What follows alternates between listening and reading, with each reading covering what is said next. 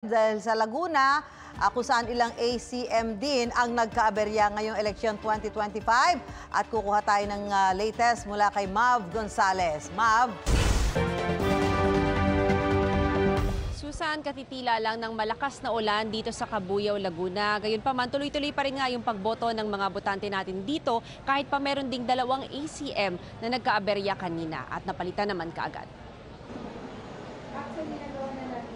Pasado alas 7 ng umaga, ayaw tanggapin ang balota ng isang senior citizen. Gumana ulit ang ACM pero ilang beses pa ulit ito pumalya kaya papalitan na.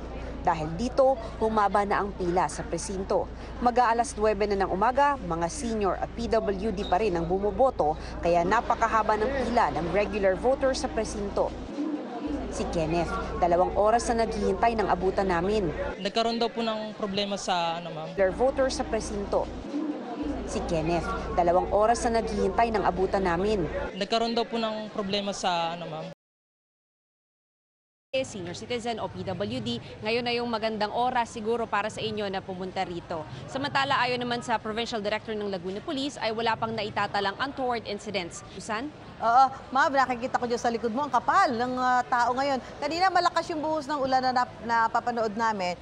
Nung malakas ba ang ulan, kumunti yung dumarating, tapos nung pagtila, saka dumami uli yung pumunta dyan?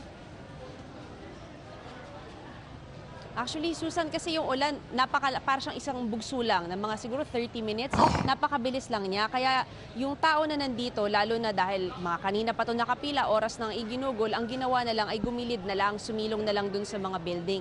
Pero hindi ko naman masasabi na nabawasan yung dumating dahil hanggang ngayon, napakarami pa rin nila. At inaasahan nga nila na marami pang hahabol mamaya dahil ito yung pinakamalaking polling precinct dito sa buong probinsya ng Laguna. At kanina, mga as of noon, ay nasa 15% pa lang yung tinataya dito sa Cabuyao. Kaya inaasahan na mas marami pang darating ngayong hapon. Susan? So wala na mga bagong report na may mga nagkaaberyang ACM machine gaya nung report mo kanina na naging dahilan kung bakit humaba yung pila dahil nga doon sa nagkakaaberyang ibang ACM.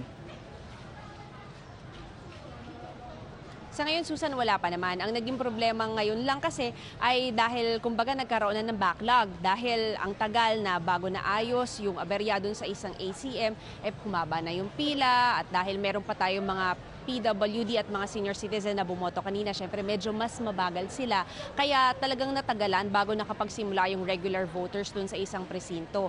Pero bukod doon naman ay walang ibang naging issue rito. Ay yung isang issue pa pala, Susan, ay yung paring mga nawawalang pangalan dun sa voters list. Dahil nasa 10,000 na mga botante dito sa Mamatid Elementary School mula dun sa 2022 elections ang nilipat sa 2 pang paaralan. So ngayon naman, mas kumonti kasi sila rito kaya inaasahan din na hindi siya as congested as the last elections. Yun nga lang, minsan kasi dahil hindi na-research kaagad, hindi sila nasabihan kaagad, ay may mga pumupunta pa rito, lalo na yung mga lolo at lola natin na hindi nila alam na nasa ibang presinto na pala sila. Susan? Maraming salamat, Mav Gonzales.